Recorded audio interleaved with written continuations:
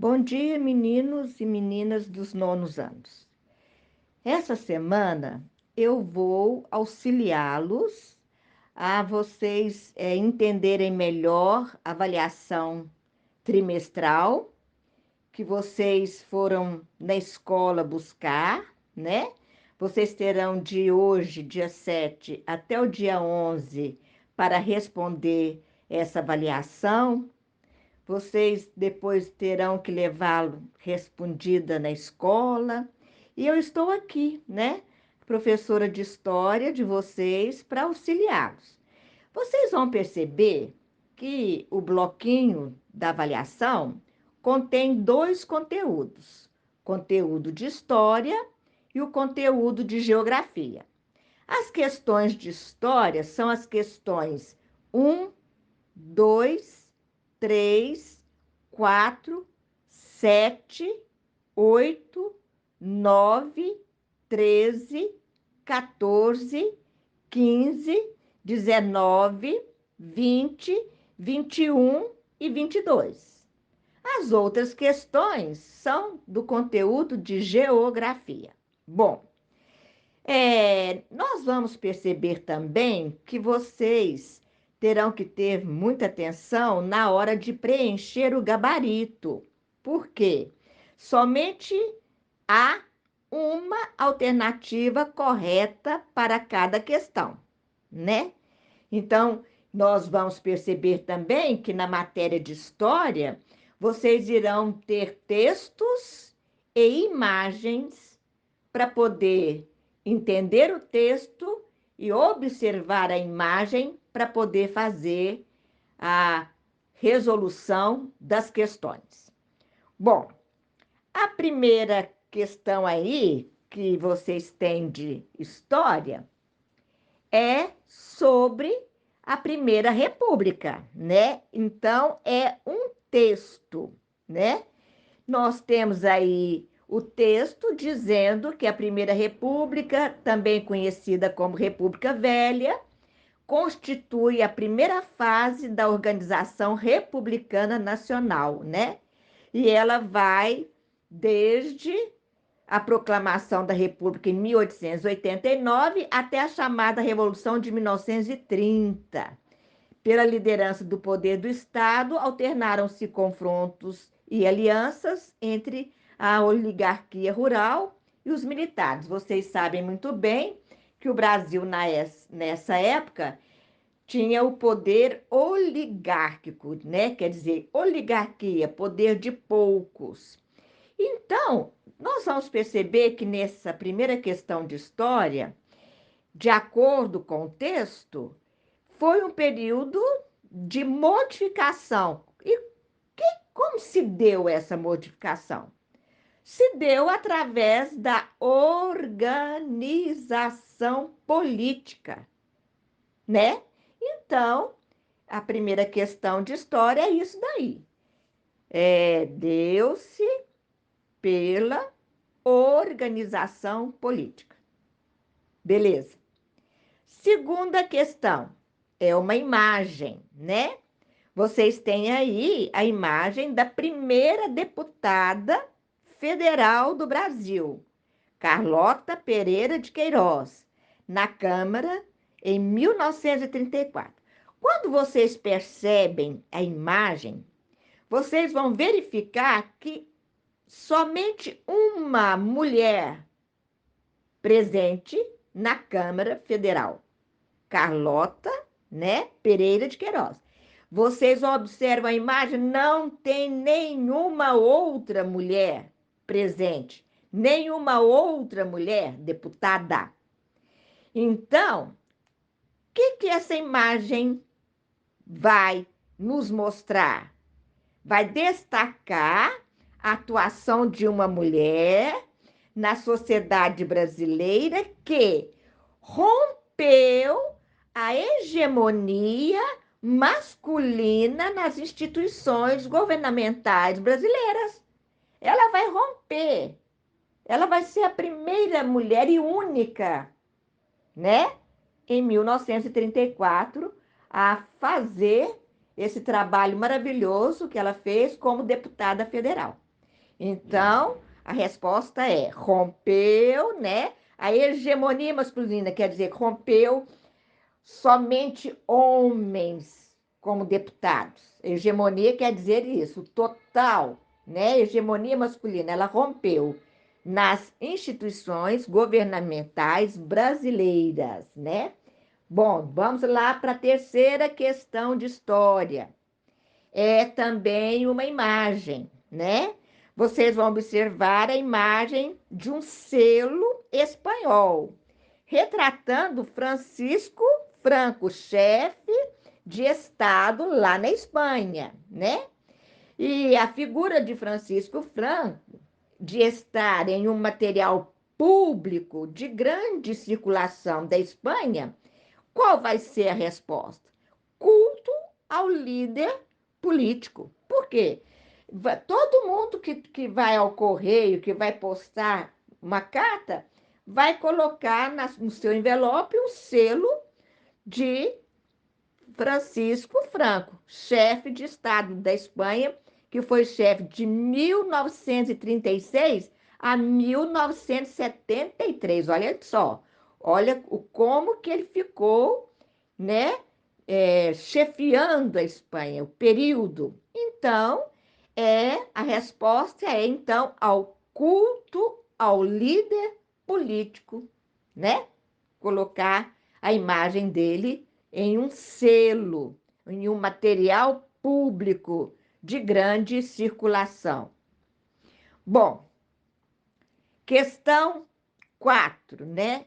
Essa aí é de geografia. Vamos para outra questão de história, que é a questão, vejam bem, nós temos que seguir a numeração da apostila, né? Que é a questão número 7, que é a questão de história. Então, nós já vimos a questão 1, 2, 3, agora 7. É também uma imagem da proclamação da República no Brasil em 1889. Então, nós vamos ver aí uma imagem, né? Que todo mundo lá, né, olhando, tirando o chapéu, né, reverenciando, né?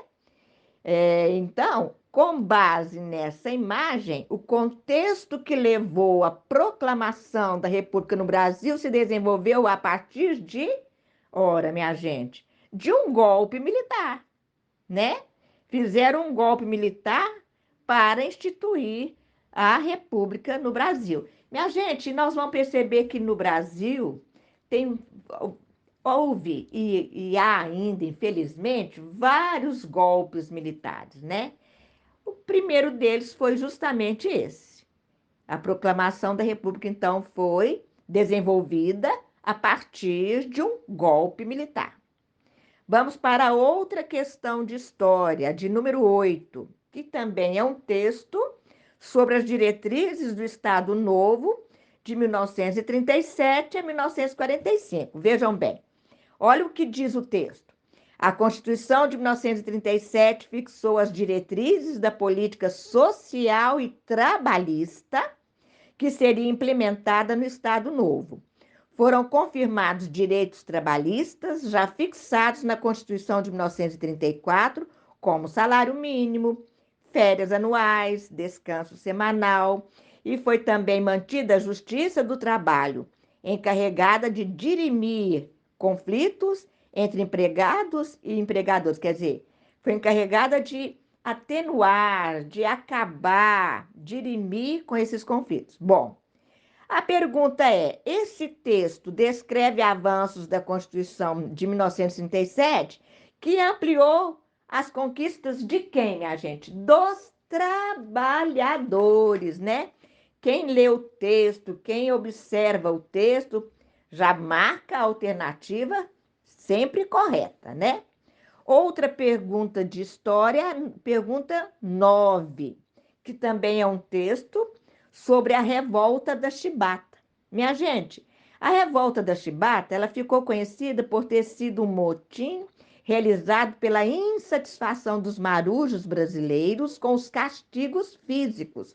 Olhem só, a Marinha Brasileira, no começo do século XX, ela né, fazia castigo físico. Em questão era a chibatada, praticada pela Marinha contra todos os marujos que violassem as regras da corporação. Mas vejam bem, olhem só. O uso da chibatada como forma de punição era uma característica que a Marinha brasileira havia herdado da Marinha portuguesa no período colonial. Bom, mas essa punição, minha gente, era dedicada somente aos postos mais baixos da Marinha, ocupados em geral por negros e mestiços. Então, vejam bem, de acordo com o texto, a revolta da chibata vai representar o quê? A exclusão social a que eram submetidos os militares de postos subordinados, os negros e os mestiços. Entenderam? Bom, então vamos para outra questão de história, né? Questão de número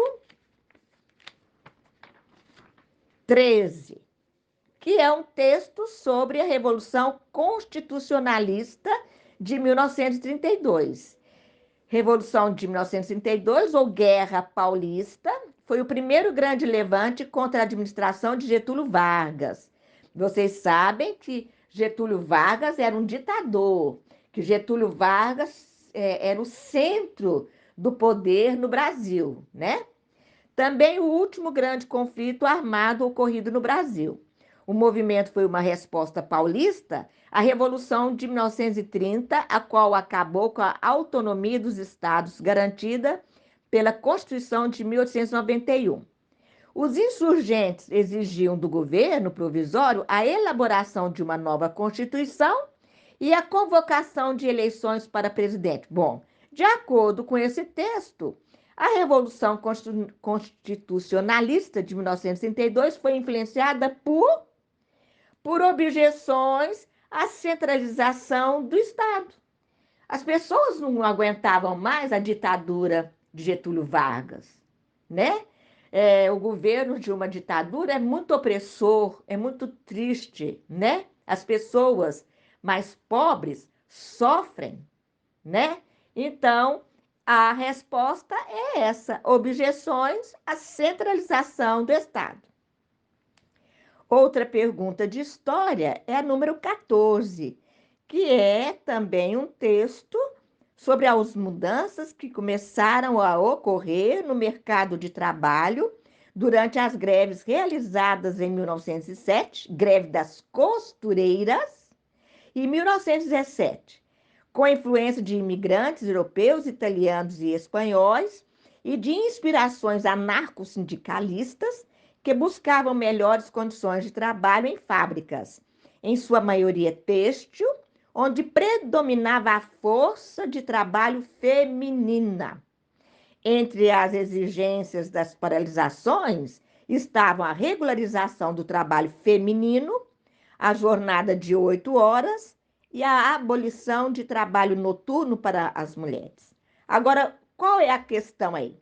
Esse texto destaca o papel de um movimento social com o objetivo de mudar o papel da mulher na sociedade. Minha gente, infelizmente, nós mulheres já tivemos um passado terrível, né? De viver numa sociedade totalmente machista. E, infelizmente, minha gente, até hoje, no século XXI, a nossa sociedade é machista. Haja vista o tanto de mulheres assassinadas, né? Pelos seus companheiros, pelos seus maridos, né? Isso nos dá o sentido real da nossa sociedade ainda ser machista. Muito triste, né? Bom, a questão número 15, que também é questão de história. Olhem só.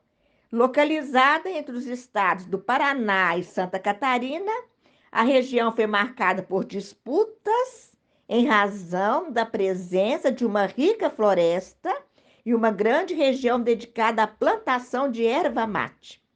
Uma das mais imediatas manifestações desse problema se dava na pressão exercida pelos grandes proprietários de terra, que forçavam os agregados e poceiros a se estabelecerem em outras terras. Além disso, a construção de uma estrada de ferro interligando os estados de São Paulo e Rio Grande do Sul, que também agravou o problema social ali instalado. Olhem só. Esse texto, então, retrata a Guerra do Contestado, ocorrida entre 1912 e 1916, que foi um conflito, então, territorial, né? O próprio início do texto diz, localizada entre os estados do Paraná e Santa Catarina, quer dizer, um conflito territorial. Por isso que é muito importante ler o texto com bastante atenção, né? A outra pergunta de história, nós vamos procurar aqui, é a de número 19, né? Que é um texto também sobre a Constituição de 1934. Em julho de 1932, São Paulo se insurgiu contra o governo provisório de Getúlio Vargas, instalado 1 ano e 9 meses antes, para exigir o retorno da ordem constitucional. A Revolução Constitucionalista para os paulistas ou Contra-Revolução para os getulistas foi esmagada, mas Vargas, até então hesitante, acabaria cedendo às pressões para convocar no ano seguinte uma nova Assembleia Constituinte. O texto foi influenciado pela Constituição Alemã da República de Weimar e estabeleceu o voto universal e secreto, o salário mínimo e a jornada de 8 horas e pela primeira vez, olhem só, e pela primeira vez assegurou às mulheres o direito a participar das eleições. Então, vejam bem, de acordo com esse texto, qual foi a ampliação dos direitos políticos presente na Constituição de 1934? O direito de participação política das mulheres. Esta é a resposta correta, né? Questão 20, também é de história, também é um texto que diz: o estopim da revolta foi um ajuntamento em torno de um monge, vejam bem, de um monge, né, católico, chamado José Maria, quer dizer, da religião católica, chamado José Maria, em agosto de 1912. Perseguidos por tropas catarinenses, os seguidores do monge fugiram em direção ao Paraná até chegar ao sertão de Palmas, na localidade denominada Irani, onde, em 22 de novembro, ocorreu o primeiro combate contra a força pública paranaense. Esse texto, então, retrata o quê? Qual a característica do movimento do contestado? O messianismo da liderança, minha gente. Era um monge católico que liderava os poceiros, os agregados nessa região. Entenderam? Como é importante entender o texto para depois responder corretamente? Número 21, outra questão de história. Revolução, então, haitiana, que se diz: a Revolução Haitiana foi uma grande rebelião de escravos e negros libertos que aconteceu na colônia francesa de São Domingos a partir de 1791. Com a rebelião, os escravos passaram a organizar-se e a lutar contra as tropas francesas que estavam instaladas na região. Vejam bem, a São Domingos era colônia francesa. Então, as tropas francesas estavam lá, instaladas naquela região. Mas a força do movimento em São Domingos e os desdobramentos da Revolução Francesa, que era liberdade, igualdade e fraternidade, né, o lema da Revolução Francesa, resultaram na abolição da escravidão em todas as colônias francesas, incluindo a de São Domingos, em 1794. Então, com base nesse texto, após o fim da escravidão, a colônia de São Domingos passou por um processo de emancipação política. Eles não eram mais colônia francesa. Eles eram, eles ficaram emancipados, formaram então ali a sua própria Constituição, o seu próprio país, sem serem colônia da França, né? Qual que é a outra pergunta de história? É a de número 22, sobre a Revolução Industrial. Então vamos ver o que o texto diz. O processo de produção de mercadorias acelerou-se bastante, olha só, já que a produção manual foi substituída pela utilização da máquina. O resultado foi o estímulo à exploração dos recursos da natureza de maneira excessiva, uma vez que a capacidade produtiva aumentou. Então, com base nesse texto, a partir da Revolução Industrial, o processo de produção, o que aconteceu? Teve sua execução modificada em razão das inovações tecnológicas, porque no início do texto mesmo fala, né? O processo de produção de mercadorias acelerou-se bastante, já que a produção manual foi substituída pela utilização da máquina. Bom, minha gente, essa foi a última questão de história. Eu espero que vocês, né, tenham entendido as minhas explicações, tenham marcado corretamente o gabarito e vocês têm até dia 11 para fazer todas as avaliações que vocês têm como história, geografia, né, português, matemática, enfim, de todas as matérias. E eu desejo que vocês tenham bons estudos, que vocês façam com calma, respondam todas as questões corretamente.